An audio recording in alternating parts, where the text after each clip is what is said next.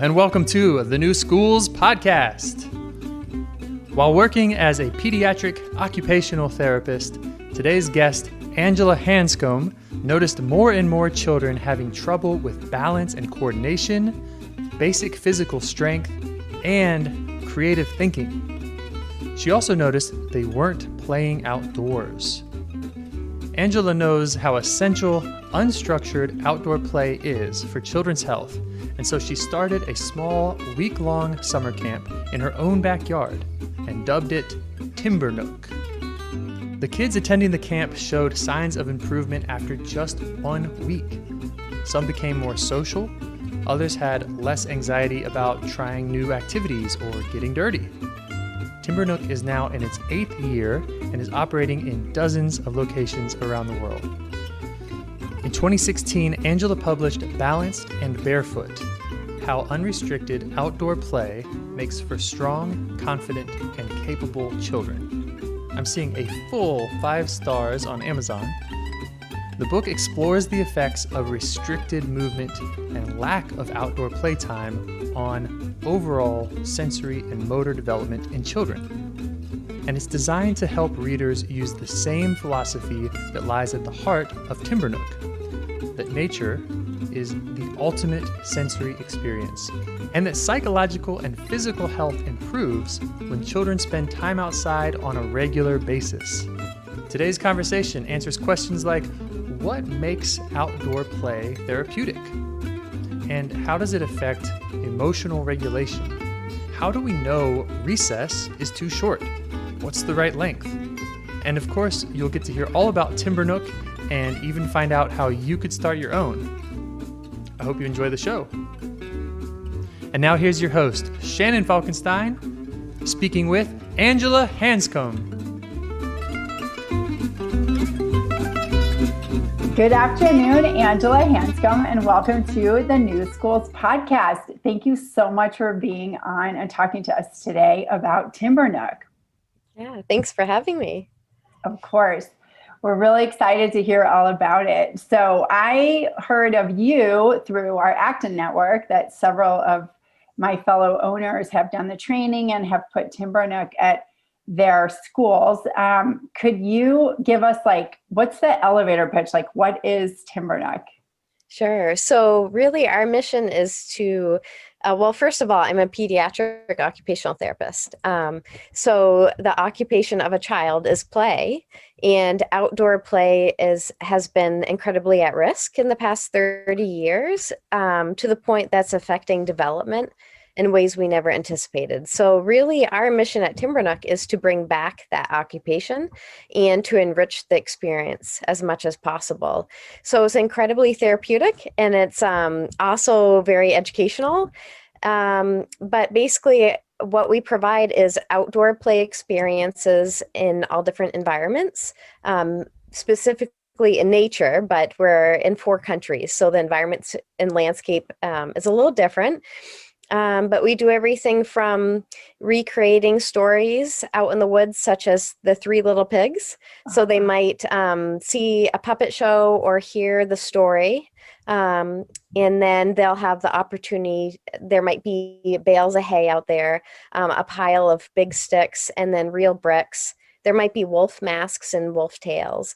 And then they have the opportunity to create their own homes. And they can use anything they see out there. And so that's kind of how we invite them to play. And that's it. We won't point things out to them. And then they have hours of playtime. So even schools that do TimberNook have at least 2 hours, but a lot of our programs have 3 or 2 hours hours. A day. Mm-hmm. Yeah. So just that one play experience. And then another example might be for older children, because we work with 18 months all the way through middle school. They might have the opportunity to create a giant ball run out in the woods using gutters and giant tubing, duct tape, and pulley systems, whatever they find out there. And so there's all sorts of learning opportunities with that, leadership and social emotional learning, creativity, all the things that we desperately want kids to work on but outdoor, and it's all through play. Wow, that's amazing. So tell us, you said that you're in 4 countries. Which 4 countries are you in? So we're in Australia, Uh-huh. and yeah, that's starting to really take off too, which is really exciting. I would say after the pandemic, this work has moved from important to critical right now. Yeah, And then the UK, so in London, and we have a lot of sites in Canada, which makes sense because there's a big nature play movement there. And then, a lot in the US, obviously, because that's where we originated. that's great. What part of the country are you in? I'm in New Hampshire. In New Hampshire. Yep. Okay, I'm in El Salvador, originally from St. Louis.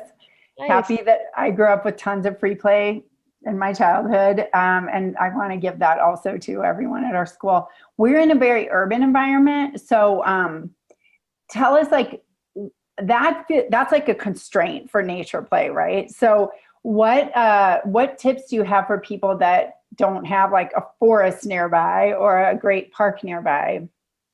Yeah, I still think it's really important for kids to have outdoor playtime, no matter what their environment looks like. And it's really kind of looking at what do you have, and breaking down the barriers.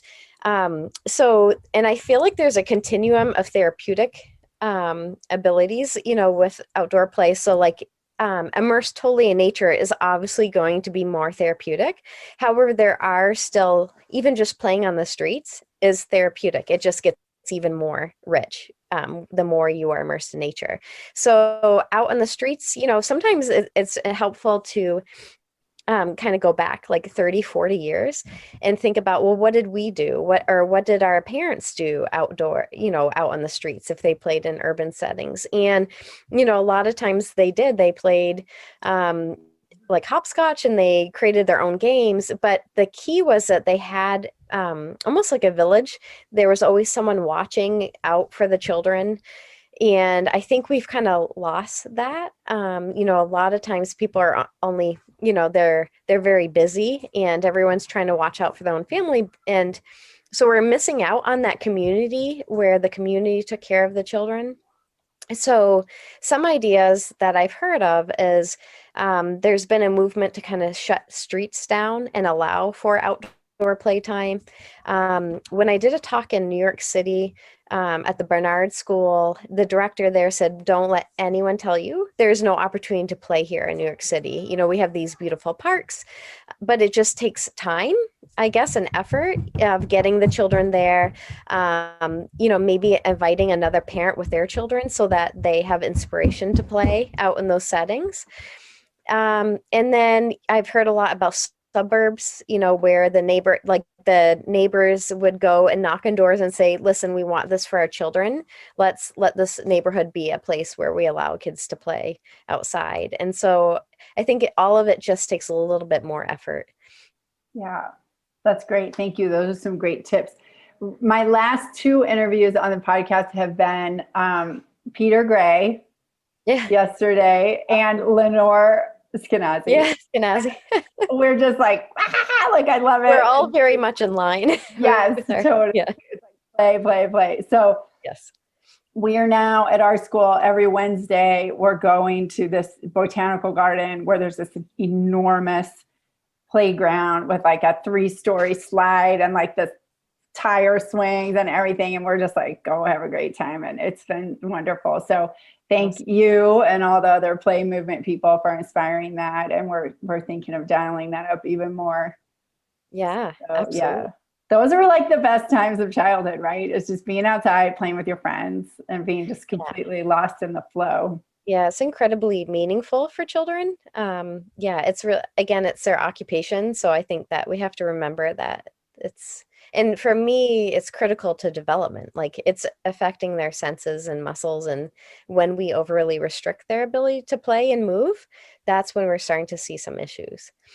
Yeah. Tell us more about that. Like what are the benefits of play and then what's going on? Like yesterday, Peter Gray was talking about as play has decreased, like all, anxiety, depression and things like that have increased, and then resilience, problem solving, all that kind of stuff. But tell us, from your perspective, would you talk a little bit more about that?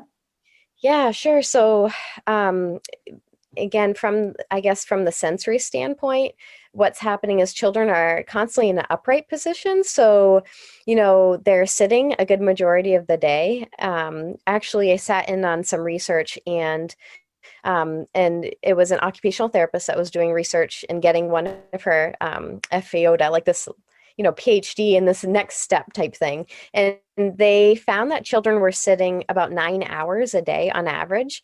Again, this is pre-pandemic. So now it's either going to be one way or the other. Like some kids are probably even sitting more. We don't know. For sure. But the problem with that is because they're constantly in an upright position, inside the inner ears are little hair cells inside the inner ear. And so basically what needs to happen is we need to move in rapid ways. So we need to spin in circles. We need to go upside down and move in all different directions so that fluid can move back and forth in there. And that actually develops what we call your vestibular sense.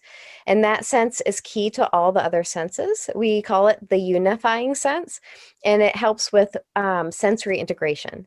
So that is basically organization of the brain, and that lays the foundation for learning. So it's very hard for a child to pay attention in school or to process auditory information, all sorts of things unless that's organized. And the way we work on that is in a clinic setting, we would have them go on swings and we'd spin them in all different directions.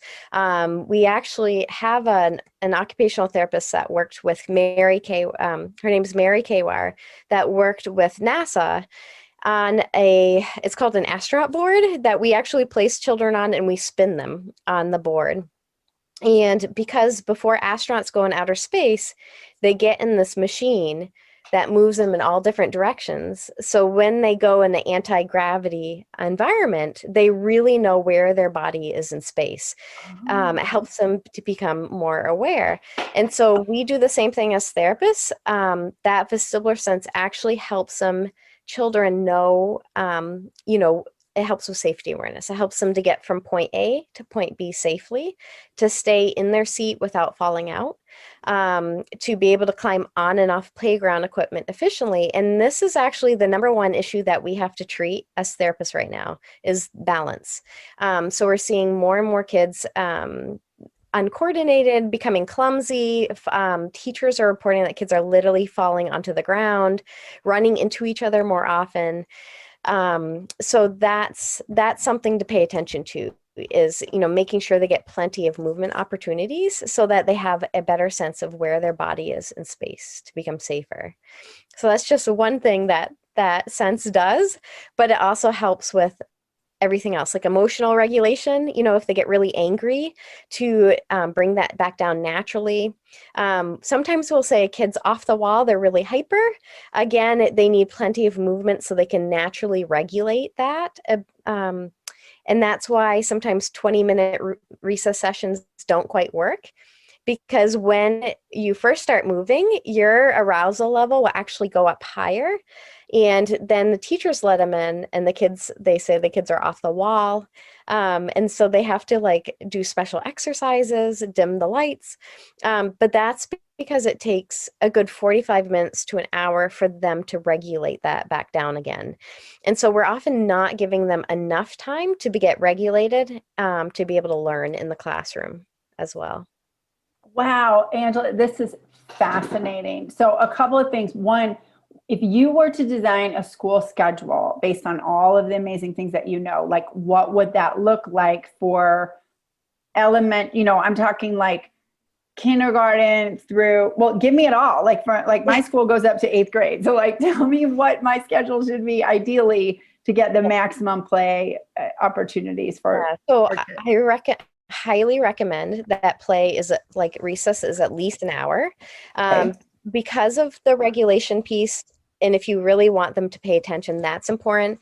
The other problem with really short movement breaks is that, or recess, I guess, is that it takes time to figure out who am I going to play with, what am I going to play, and then to dive into that play scheme. And so we here at TimberNook, it takes a good 45 minutes sometimes for kids to actually figure out what they're going to play and dive into that play scheme.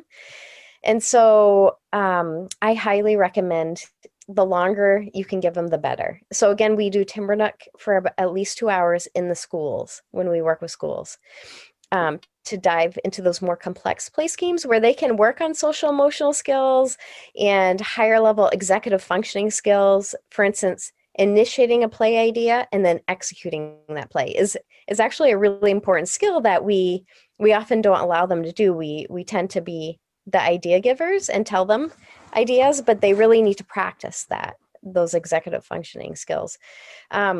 So I would recommend, like, if you could do 2-hour time blocks, even if it's once a week of really extended playtime, that's highly beneficial for so many reasons. The other thing is reducing transitions. A lot of kids with any sort of sensory issue, when you're constantly changing the activity on them, it's dysregulating, unorganizing to the brain, and it can increase anxiety around transition time. So trying to have bigger blocks of time for them to process and dive deeper into their learning is really important. So those would be my biggest recommendations as far as time. Great. Okay. So like morning, having them, maybe arrival time is early, and then we don't actually start, until, like making sure that they can arrive early, play for a good long time before we start. And then instead of like 45 minutes, it's better to have like a 2-hour working period, then another recess of an hour at least. Or an hour and a half. Yeah, whatever. Yeah, hour and a half. Okay. And then like another chunk of working time in the afternoon, and then like free play and late dismissal. Yeah. And I also think, like, if it's hands-on learning experiences, I think that's very different than asking them to sit and do, like, it depends on what you're also asking them to do. So with TimberNook, it's all hands-on. Like, it's all like they're literally living and breathing the experience. Yeah. So it's mind, body, whole body sensory engagement, which is how you create change to the senses and muscles, is it for it to be totally immersive versus, like a little sensory bend where you get your hands, dirty, but you're not actually integrating the senses and making change. So I think the more you can give them whole body experiences, that's really helpful too. Okay. I know that, I don't know, Christina from Acton in Waco, I think they do TimberNook every day, and it's like a 2-hour. And I don't know, I have to ask her, but I think she does it in the morning, which helps with attention too. That's amazing. Yeah, she's incredible. Waco's incredible. We do, so much of our learning is hands-on. It's Montessori based, so kids, they're never really sitting in a desk. That's awesome. Yeah, it is awesome. But I want more. I want them to just have the greatest learning experience they can possibly have. Absolutely. So then this is kind of an embarrassing story, but the other day, I've been listening to music more, like to increase joy, And so I was listening to like some old Talking Heads, and I started like rocking out in my car because I was alone. And all of a sudden I was like, wow, I feel really dizzy. And I thought, you know what? I bet this is therapeutic because I'm never moving my head like that because I'm just like a boring 50-year-old adult who's always at my desk. And so I was like, you know what? I bet this is really good for me. Is that true? Is that what was happening? Yeah, probably. If you're moving your head back and forth, you're probably stimulating the hair cells. What happens is if we're not moving enough, that the fluid in the inner ear can thicken, and we can it can weaken that system, the vestibular sense. And so the way to keep that strong is to keep moving. So like dancing is a great one, swimming, but really getting out of that like it's very easy to stay upright, but to get into like an anti-gravity position where we're challenging the muscles and senses.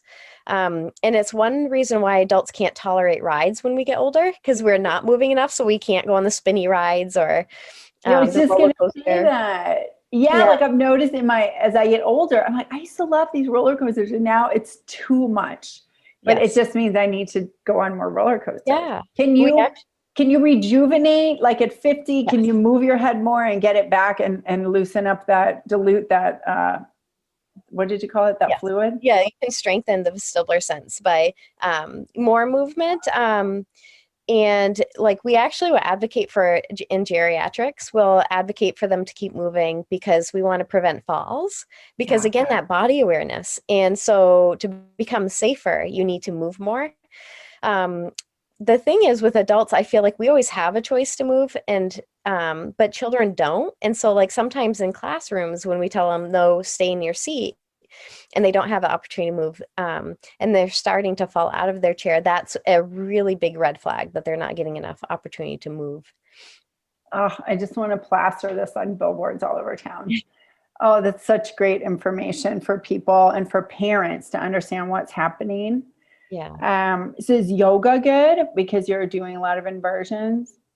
So yoga, I think, well, going upside down in general helps, but you still need to get rapid acceleration. So an example of that is spinning in circles. So we actually will have children as treatment, like spin in circles, get dizzy. And you also rolling down the hill is spinning on your own axis. Is really important. Climbing trees, because you're moving that head back and forth. Swings are really important, and having them spin. And we actually, it's funny because some schools are starting to take away swings. And again, trying to keep them safe, but it's ironic because as therapists, we use swings as treatment so that they can become safer. And so we're kind of like, we need the healthcare world to work with the educational world. Yeah, it's all this, like, that's what we were talking about with Lenore and Peter too, is like, everyone is so afraid of their kids getting hurt that their kids are getting hurt by not doing anything that builds like resilience and strength and being able to measure risk and all that stuff. Yep. So we need to really like make a 180 and go back towards what we were doing in the 50s. It also helps with attention. Plenty of movement, because what it does is when, and that's why kids fidget, is because they're moving their body back and forth, they're igniting that vestibular sense, and it turns a reticular activating system on in the brain. So that's how kids tune in. So sometimes therapists will recommend like those like bouncy chairs or those, have you ever seen those discs where it moves the child a little bit so that they can pay attention? Yeah. But it's not enough to actually create change to the vestibular sense. So it'll help in that moment, pay attention, but it won't create change to the vestibular sense. So again, they do need to play outside where they can move in ways that really make adults gasp. Like they have to climb trees and do all those risky behaviors. Is a cargo net good? Like climbing up a cargo net? Yeah, anything like that. Okay. It's really good. Hanging upside down, I guess. Yes. And the other sense that's really being affected is, we call it the proprioceptive sense. And that's the senses in the joints and muscles. And that helps kids know where their limbs are in relation to each other. But it also helps them to know how much force to use when playing games like tag, or maybe they're holding a baby chicken, they're squeezing too hard, like, those kids that really need a big hug. So we have actually seen schools start to ban tag because kids are getting quote unquote more aggressive, but a lot of it has to do with kids are not getting enough heavy, we call it heavy work, where they're getting resistance to the joints and muscles. And that, if you think about it, is best done through outdoor play. So like digging in the dirt for hours actually helps develop the senses in the joints and muscles. Climbing trees gives resistance to the joints and muscles. And all of that, again, helps you to know how much force to use when playing with other children without overdoing it. So we do need to give them opportunity for that. The other issue is a lot of kids don't want to get dirty. They don't want glue on their fingers or get messy. And the way to override that, because that light touch can feel aversive to some children, is through deep pressure. So you'll hear about therapists talk about brushing children to actually help with integration of that sense. But if you think about, again, playing outside, if you're, let's say, playing on the beach and you're touching sand, it's light touch, but you're also digging in the dirt for a long time, right? So you're actually helping to override that light touch sense and actually integrate it as well. The same is true when you're climbing trees and you feel sap, it feels gross, but you're getting deep pressure, and that helps to integrate that light touch. crawling, babies crawling outside. They're feeling dirt on their little fingers, but because they're getting deep pressure and heaviness to their joints and muscles, they're helping to integrate that light touch, and then they're going to tolerate new textures. So we do want to allow big body experiences outside because it actually creates change to the senses. A good example of that is a sensory box. Mm-hmm. You know, a sensory bin, you're only getting light touch. It's not deep enough for the deep pressure, so you're not actually creating change to the senses. Okay, so what could you do in kind of a smaller urban setting where you don't have like a beach or like a big pit where they can be digging? Like, what would you suggest? Yeah, so I would sand or something? Well, sandbox is really good because you can go deeper, right? But also like writing with chalk on the ground. You're touching that light touch, but you're also getting deep pressure at the same time. Okay. You know, still crawling on the ground, you're still feeling different textures, but you're getting that heavy pressure. Walking barefoot, same thing. Okay. You're starting to integrate that light touch sense. And the uneven ground will constantly like also help with, like when you go barefoot, it puts pressure on different parts of the feet and strengthens all the muscles in the feet and the ankles. And that's really important too. The uneven ground constantly challenges our body and senses. It reminds me of like cross training, basically playing outside. Yeah. You know who I love? I'm sure you know her too, is Katie Bowman. Yes. So I read an article about her a long time ago. It's always been my dream to have like rough rocks like in my house. So I have to walk on uneven terrain. I'm always trying to walk barefoot.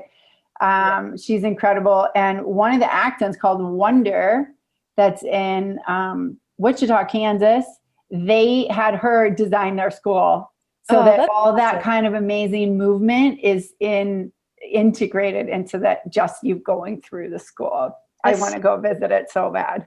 That's really cool. Yeah, they would be probably a great client for you. Yeah.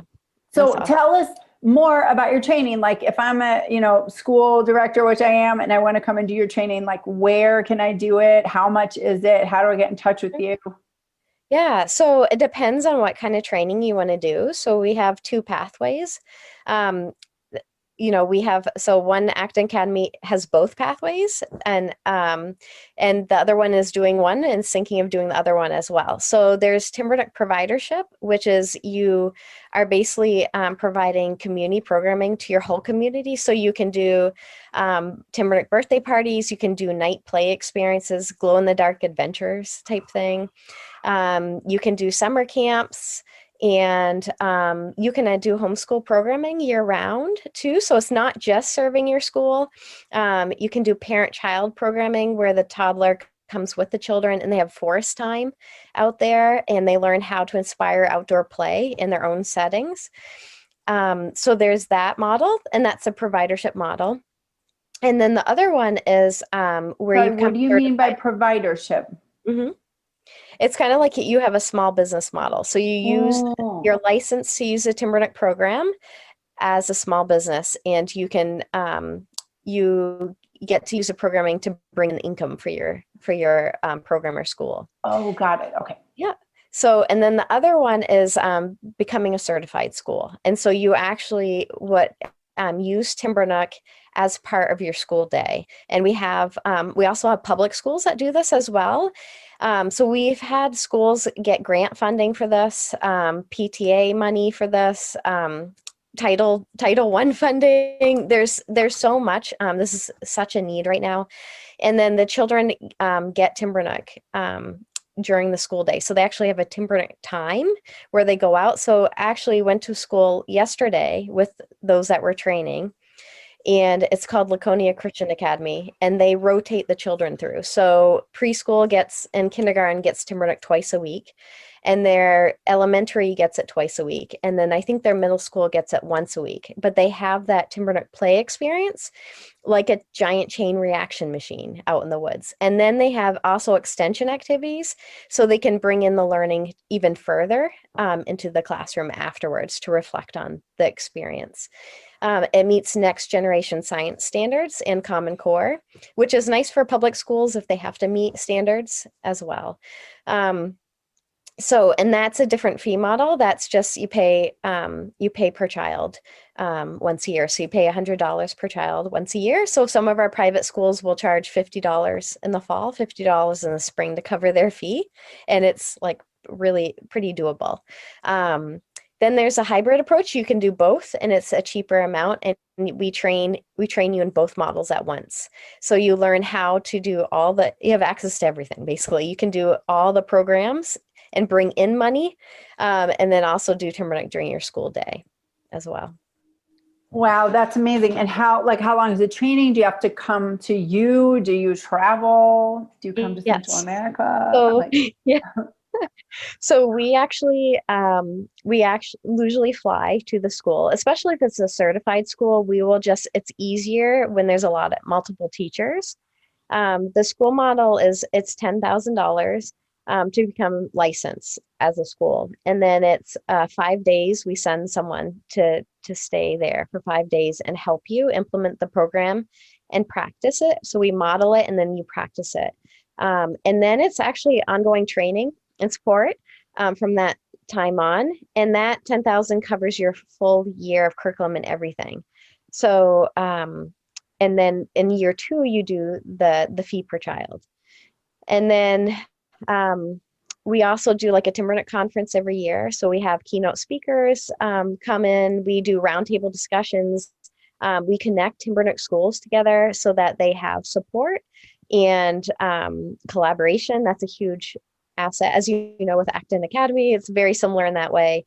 And then there's ongoing professional development. So it's usually updating your skills, whatever, like, for instance, we had a module on social emotional learning through play recently. We had one on democratic meetings during TimberNook, and what that looks like, that sort of thing. And then we do like TimberNook chats. We do all sorts of stuff. There's so many opportunities that are all optional as well, they're open up for the schools and for the providers. The providers is a more intense training.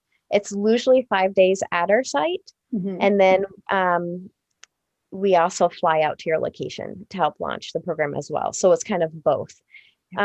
We recommend still doing that. Like, even if you sent one person, if you were going to become a provider, it's very beneficial to come see that original site and see it before implementing it, if you do all the community programming. And then you get the business side of things as well. And then that has a lot of ongoing training and support as well. So let me ask you, thank you so much for all that detail. Let me ask you this, if you're, okay, like, if you don't have a forest or something at your school, but you could access a public park, are you, like, how much stuff are you dragging over there? What do you need? Like, how feasible is it for someone in that kind of a situation? Yeah, that's a really good question. So some of the Acton academies that do TimberNook do have like a small, they have a yard that they do TimberNook. And I think that's sufficient for the certified school model. If you're doing community programming, it is helpful to have a little bit more where you feel immersed in nature. So I think that that's always like something that they're thinking about, like, how can we expand this? If you have a park, I feel like some programming would be totally fine to do there. However, it's ideal to find a place where you can create an outdoor classroom and leave things out there. For instance, our TimberNook London actually they do have to bring everything in and out each day, and they have permission to do that. And that's fine, and she makes it work. The nice thing about if you have a private location, like if you worked, let's say, with a Girl Scout camp location or at a farm, even if it was a host site that you were renting, that you actually can leave things out there is really beneficial for the provider, just for ease. Plus, the children often on the first day, they'll create almost like a society. They'll create forts in a village, and then day 2, they want to get to the next level of play. So if you have to take their forts down, they don't get to go to that next level. So something to think about. It is very ideal, especially for providership. Again, if you're doing the community programming, to find a place where you can create create that kind of space for children. Very cool. My mind is going on that. Okay. Tell us, what is you mentioned forest classroom. How would you compare and contrast TimberNook to like forest school? Highly similar? I would say that TimberNook would be considered probably, we do offer forest programming, but it's TimberNook. So it's a very distinct, kind of like Montessori. It's a very distinct philosophy and way of doing things. Okay. So forest school is kind of, I feel like more of an umbrella term, and it could be a Reggio forest school. It could be a Waldorf forest school. TimberNook is, the forest is just the setting. Yeah. And this is very much inspiring a higher level of play. So our mission is to get them playing in more advanced ways and to enrich that experience. So our mission is not to teach them math or to have a specific learning objective in that way. It's for them to play. And then we look at the play and we say, look at all the things they worked on after. Okay. Yeah. Wow. Amazing. And what about Anji play or loose parts play? Is that kind of worked in here also? Some element of that? Yeah, I think that I have been compared to Anji play, which my name is Anji. So when someone first told me like, oh, it's like Anji play, and I'm like, what is that? And I didn't realize it was a place in China, but so there are similarities. I never knew, like this was created without even knowing about them, but they, I think the similarities are that they have loose parts, although we do like play experiences. So the play experiences change and it's very intentional.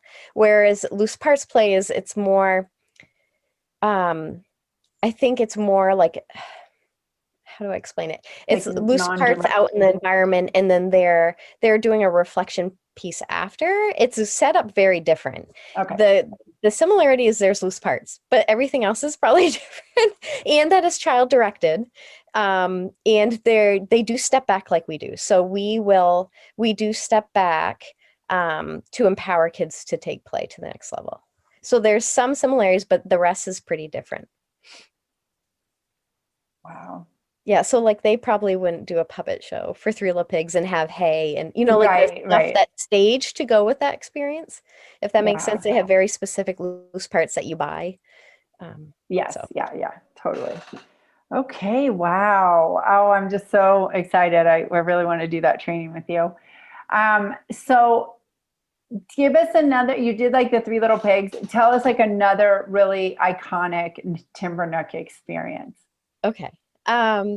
So, oh my goodness, we have so many. Well, today we did like Woodland ER emergency room. So it's like, so there was like stretchers and there's like IV things out there, like not real IVs, but there is like pretend, but there's real adult items out there, to inspire, like bandages, and there was like scrubs, that's not an iconic one, but that's just happened to be what we did today. Okay. We did like leprechaun traps. We've done like there was Santa's workshop one day where they had staged like wrapping paper, and there was different presents they could make, and there was multiple sleighs, and there was like elf hats, and so the kids became elves, and then all of a sudden there was 3 Santas, and they were attached to sleighs, and they started making gifts for the little kids and throwing it through the woods. And they were, so like it's really I think we have over 500 play experiences, wow. And stuff in winter, because we're in all different environments, we have to really think about providers and where they're at. So we have winter play experiences, fall, everything. That's amazing. Yeah. So when you say you're like, today, this is what we did, this is in New Hampshire at your site. Yes. And you have kids there? Yes. Yeah. So we run it here as well. And we're also training this week. So we have to model the program for them. We're going to be running it next year. We actually have an Acton Academy come here.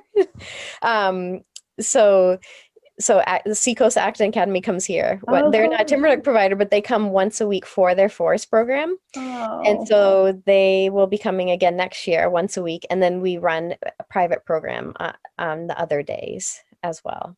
and we take therapy students as for internships here. Oh, that's fantastic.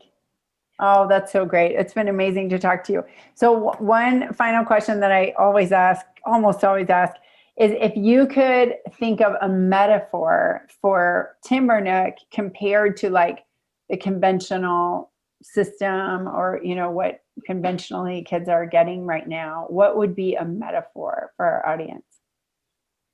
I think of TimberNook as almost like a garden, like it's a perfect place, like it has all the right ingredients for children to grow.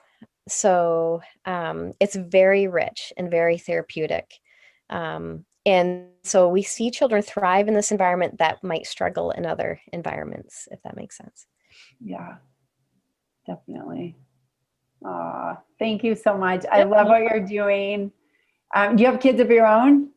Yeah, so I have 3. I've got a little boy who's 4, actually 5 now, and then a 15-year-old daughter and a 13-year-old daughter. So they grew up doing TimberNook.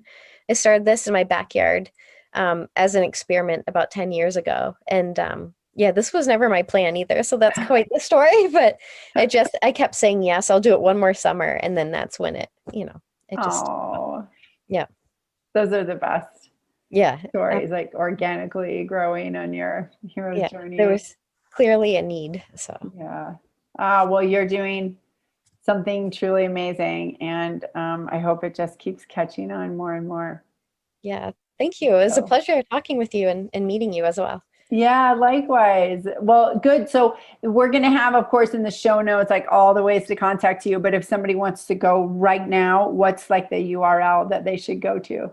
Oh, so TimberNook.com. Okay, that's easy. And I think Facebook, if you follow us on Facebook, will talk about like connections, neurological connections to outdoor play and what's happening in the child, and the latest research with outdoor play. So if you follow TimberNook on Facebook, that's also helpful.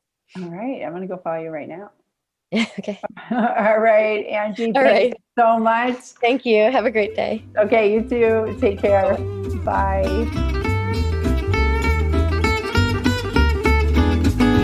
Thanks for listening to the New Schools podcast. Tell a friend.